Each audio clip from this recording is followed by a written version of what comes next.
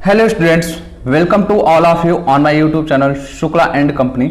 आज हम अपना BHU एमकॉम एंट्रेंस का बिजनेस फाइनेंस का नेक्स्ट क्लास करने चले हैं। अगर आपको याद हो, लास्ट क्लास में हम आपको पे बैक पीरियड मेथड बताए थे, मीन्स जो टेक्निक्स ऑफ कैपिटल बजटिंग है उससे रिलेटेड हम जो आपके मेथड्स हैं, पहला मेथड आपको पूरा कंप्लीट समझा चुके थे।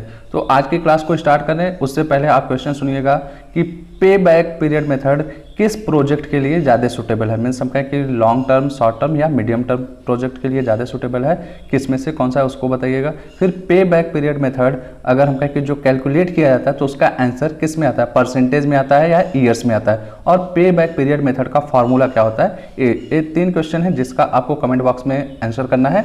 अब चलते हैं हम अगले मेथड्स पे, जो हमारा है टेक्निक्स ऑफ कैपिटल बजटिंग का। अगला मेथड हमारा है average rate of return on investment method. तो अब ये क्या होता है देखते हैं। It is also called as accounting rate of return on investment, ROI method.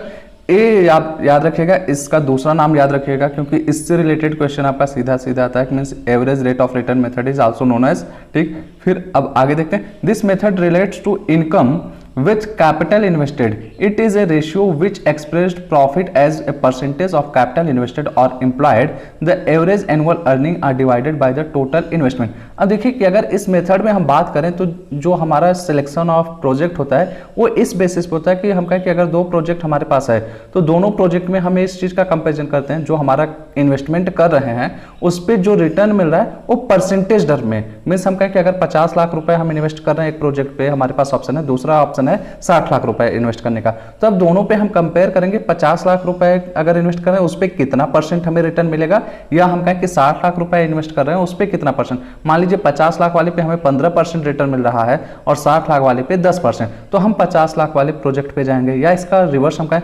50 lakh पे हमें क्या है 20% रिटर्न मिल रहा है और 60 लाख वाले पे हमें 25% रिटर्न मिल रहा है, तो हम 60 लाख वाले प्रोजेक्ट को एक्सेप्ट करेंगे। मीन्स यहाँ पे जो कंपेरिजन किया जाता है किसी भी प्रोजेक्ट को एक्सेप्ट करने का या रिजेक्ट करने का, वो जो बेसिस होता है उस पे रिटर्न जो मिलता है, ठीक। तो अब इस पे और आगे हम बात करते हैं। However it is more suitable rational to divide the average annual earning by the average investment। अब देखिए पहले आपको क्या बोला गया कि जो हमारा यहाँ पे एनुअल अर्निंग है इसको बोला गया कि टोटल इन्वेस्टमेंट से डिवाइड कर देना, लेकिन आगे बोला जाता है कि अगर हम लॉजिकल बात करें तो जो हमारा अर्निंग हो रहा है हम कहें कि उस अर्निंग को क्या करें एवरेजिंग कर लें और उसको हम डिवाइड जो करें एवरेज कैपिटल एम्प्लॉयड से करें।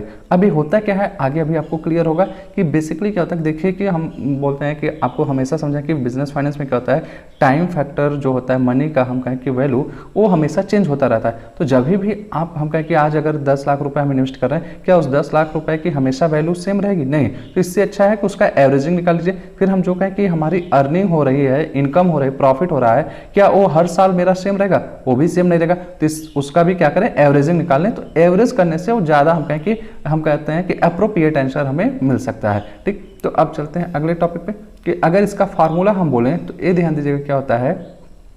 यहाँ पे ऊपर देखिए एक लाइन गलत है, उसको छोड़िएगा कि ROI क्या होता है कि यहाँ पे ध्यान दीजिएगा कि return on investment is equal to OS minus NI upon N divided by NI upon 2 multiplied by 100। देखिए परसेंटेज में हमें चूंकि इसको कैलकुलेट करना है तो यहाँ पे हम क्या करते हैं कि उसको 100 से मल्टीप्लाई करते हैं। अब OS क्या होता है उस पर हम बात करते हैं। अभी आप एक चीज़ कंफ्यूज होंगे कि NI अपॉन N फिर NI अपॉन 2 ये क्या है। तो अगर उसी को हम दूसरे लैंग्वेज में बोलें, OS मीन्स जो हमारा ऑपरेटिंग सेविंग हो रहा है या हम कहें कि कैश फ्लो हो रहा है उसमें से डेप्रिसिएशन माइनस कर देते हैं। फिर उसके बाद जो हमारा अमाउंट बचता है तो उसको हम डिवाइड करते हैं NI मीन्स हमारा जो नेट इन्वेस्टमेंट होता है डिवाइडेड बाय 2 मीन्स एवरेजिंग निकालने के लिए मल्टीप्लाइड बाय 100। अब इसको अगर हम बाइफरकेट एक्सप्लेन करें कि क्या होता है कि ROI आपका रिटर्न ऑन इन्वेस्टमेंट, OS जो होता है ऑपरेटिंग सेविंग या हम कहें कि कैश फ्लो, फिर NI जो है आपका नेट इन्वेस्टमेंट और N जो है एस्टिमेटेड लाइफ होता है प्रोजेक्ट की। तो अगर हम कहें कि 10 लाख रुपए आप उस पर इन्वेस्ट कर रहे हैं तो उसको उसके लाइफ से डिवाइड कर दीजिए, तो क्या होगा कि हम कह सकते हैं कि एक तरीके का डेप्रिसिएशन आपको पता चल जाएगा। और फिर हम जब बात करते हैं NI upon 2 means average investment calculate करने का, तो इसका फार्मूला देखिए क्या होता है। इनिशियल इन्वेस्टमेंट्स जो हम कहें कि आप शुरुआत में लगा रहे हैं प्लस स्क्रैप वैल्यू, अगर उसका कुछ भी हम कहें कि स्क्रैप वैल्यू आपको मिल रहा है तो उसको 2 से डिवाइड कर दीजिए, तो वो आपका एवरेज इन्वेस्टमेंट होता है और जो आपका आंसर आएगा तो वो परसेंटेज टर्म में आता है। तो अब यहाँ पे भी याद रखिएगा, 2 प्रोजेक्ट या 2 से अधिक प्रोजेक्ट की जब बात आती है, मीन्स ये जो आप टेक्निक्स ऑफ कैपिटल बजटिंग पढ़ रहे हैं तो यहाँ पे हम कहें किसी भी प्रोजेक्ट को सिलेक्ट करने का या रिजेक्ट करने का क्राइटेरिया होता है, ये किसी एक प्रोजेक्ट के लिए कभी नहीं यूज किया जाता है। ठीक, तो अब आगे हम चलते हैं, आपको बात करते हैं इस पे मेरिट्स या डिमेरिट्स पे आने से पहले हम आपको इसका थोड़ा सा न्यूमेरिकल एस्पेक्ट समझाते हैं, मीन्स किसी प्रोजेक्ट को कैसे आप सेलेक्ट करेंगे या रिजेक्ट। अब देखिए कि हमारे पास 2 प्रोजेक्ट्स हैं, A and B are for consideration before the management Gupta limited, the particulars available are follow. अब देखिए क्या क्या इसके 2 प्रोजेक्ट हमारे हैं कि उसको सिलेक्ट करना है मैनेजमेंट को, और उस सिलेक्शन के लिए इंफॉर्मेशन दिया हुआ है। क्या है, project A project B, cost जो है 50,000 दोनों प्रोजेक्ट के बराबर कॉस्ट है। फिर हम बोलें कि इकोनॉमिक लाइफ जो है 8 ईयर्स है पहले प्रोजेक्ट की, दूसरे वाले की जो है 12 ईयर्स। अगर हम ईयर्स की बात करें 1 2 3 4 5 6, तो उनका क्या दिया गया है, हम कहें कि कैश इनफ्लो दे दिया है। पहले जो प्रोजेक्ट है कि हम कहें कि उसका जो 6 ईयर का स्टार्टिंग का है, तो 4 ईयर से इनफ्लोज हो रहे हैं 25,000 20,000 15,000 5,000। फिर जो आपका सेकंड प्रोजेक्ट है उसमें 6 ईयर में रेगुलर इनफ्लो हो रहा है 5,000 10,000 15 20 25 30,000। फिर अब यहाँ से आपसे पूछा गया कि which project should be preferred, use adjusted return on investment method, means average return on ROI method को आपको यूज करते हुए ये बताना है कौन सा प्रोजेक्ट आपके लिए ज़्यादा सुटेबल है। तो अब देखिए टोटल अर्निंग जो आ रही है आपकी 65,000 एंड 1,05,000, अगर कंपेयर करें आप आराम से कर सकते हैं सब रिटर्न को ऐड करते हुए। फिर इकोनॉमिक लाइफ जो है आपका 8 ईयर्स एंड 12 ईयर्स है। एवरेज अर्निंग अगर आपको निकालना हो तो इकोनॉमिक लाइफ से आप डिवाइड कर सकते हैं। ठीक, फिर आपका एवरेज अर्निंग आया पहले प्रोजेक्ट का 8,125, सेकेंड प्रोजेक्ट का आ रहा है 8,750 रुपीज़। फिर एनुअल डिप्रिसिएशन आपका आ रहा है 6,250 एंड 4,167। ये भी आप निकाल सकते हैं, जो प्रोजेक्ट का कॉस्ट है उसको आप लाइफ से डिवाइड करके निकाल सकते हैं। मीन्स 50,000 को 8 से डिवाइड कर दीजिए एंड 50,000 को 12 से डिवाइड कर दीजिए। फिर एवरेज इन्वेस्टमेंट आपका कैलकुलेट किया जा सकता है कि आप कर सकते हैं 50,000 है, यहाँ पे आपको स्क्रैप वैल्यू दिया नहीं है तो 2 से डिवाइड कर देंगे तो दोनों का आएगा 25,025। अब रिटर्न ऑन इन्वेस्टमेंट मेथड का अगर फार्मूला हम देखें, average earning upon average investment multiplied by 100। तो प्रोजेक्ट ए का आप देख सकते हैं 8,125 minus 6,250 divided by 25,000 multiplied by 100। तो इसका सॉल्यूशन आपका आ रहा है 7.5%। प्रोजेक्ट बी आपका आ रहा है 8,750 माइनस 4,167 डिवाइडेड बाई 25,000 मल्टीप्लाइड 100। तो इसका जो आपका आया आंसर 18.33%। ठीक, तो अब देखिए यहाँ आपको रिटर्न के बेस पे एकदम क्लियर दिख रहा है कि प्रोजेक्ट बी पे आपको क्या है कि रिटर्न ज़्यादा मिल रहा है। तो आप अपना सजेशन दे सकते हैं कि project B should be preferred because the rate of return on investment under this method is higher than project A. तो यही आपको हम कहें कि एक तरीके का सजेशन देना पड़ता है कि मैनेजमेंट किस प्रोजेक्ट के लिए जाए। तो आपके एंट्रेंस के पॉइंट ऑफ व्यू से ये पूछा जा सकता है कि मीन्स पे बैक पीरियड और हम कहें कि जो रिटर्न ऑन इन्वेस्टमेंट मेथड है, इन दोनों में डिफरेंस क्या है। तो पे बैक पीरियड मेथड जो है आपका ईयर में कैलकुलेट किया जाता है और यहाँ पे बोला जाए परसेंटेज टर्म में कैलकुलेशन किया जाता है किसी भी प्रोजेक्ट को एक्सेप्ट करने का या रिजेक्ट करने का क्राइटेरिया जो बताता है। अब हम इसके मेरिट्स पे आते हैं।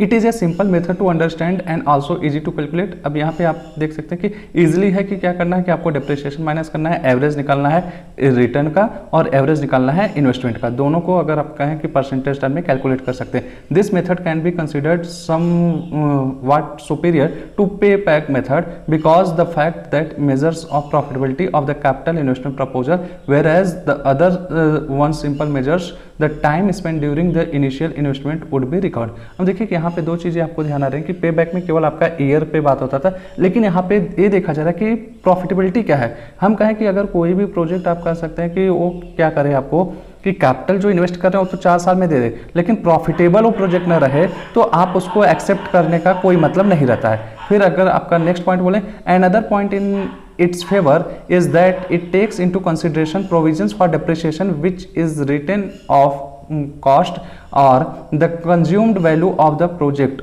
at the asset or the asset during the its economic or useful life। तो यहाँ पे दूसरी चीज़ हम कहें कि जब आप रिटर्न कैलकुलेट कर रहे हैं तो साथ ही साथ आप उस प्रोजेक्ट का डेप्रिसिएशन भी कंसीडर करें, जो कि पे बैक पीरियड मेथड में नहीं होता था।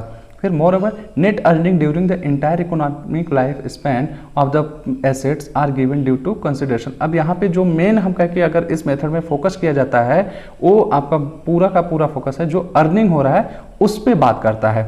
लेकिन अब अगर इसके डीमेरिट्स पे हम बात करें तो यहाँ पे एक चीज़ आप ध्यान दीजिए कि जो फिर से एक पॉइंट निकल कर आता है टाइम वैल्यू ऑफ मनी, कि मीन्स जो हमारा अर्निंग हो रहा है क्या हर साल आपको अर्निंग इक्वल होगा, कभी ऐसा हो सकता है नहीं।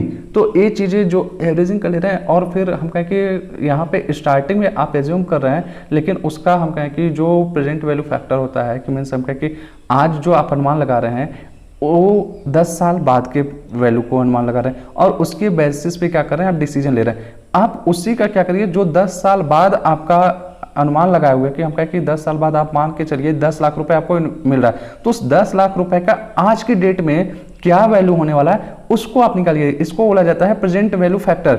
उसके बेस पे आप क्या करिए डिसीजन लीजिए, वो ज़्यादा रैशनल डिसीजन होगा इन कंपैरिजन टू डायरेक्ट आप अर्निंग के बेस पे ले लीजिए। तो इसी का जो डिमेरिट्स आ रहा है मीन्स जो हम कहें कि यहाँ टाइम वैल्यू ऑफ मनी नहीं ध्यान में दिया जा रहा है, डिस्काउंटिंग फैक्टर नहीं ध्यान दिया जा रहा है, ये अगला मेथड जो आपको मिलने वाला है उसमें इस पॉइंट को कंसिडर किया जाता है। तो आई होप आज की क्लास आपको समझ में आई होगी। हम मिलते हैं आपसे नेक्स्ट क्लास में, तो अगले मेथड्स पे हम आपसे बात करने वाले हैं। एक चीज़ लास्ट में हम कहेंगे कि अभी भी जो आप लोग की तरफ से हम कहें कि रिएक्शन जो मिल रहा है एमकॉम एंट्रेंस लेवल पे थोड़ा निगेटिव है। आप लोग एक चीज़ क्लियर कर लीजिए, अगर आपको क्लासेस चाहिए किस टॉपिक्स की चाहिए उसको कमेंट बॉक्स में प्रॉपरली बता दीजिए कि हम उसी टॉपिक का क्लास बनाएं, ताकि आपका भी तैयारी जो है अच्छे से हो सके और हमें भी उस टॉपिक्स पे हम कहें कि उन चीज़ों पे ज़्यादा नहीं जोर लगाना पड़े जो आप चाहते ही नहीं। ठीक है, ओके, थैंक यू।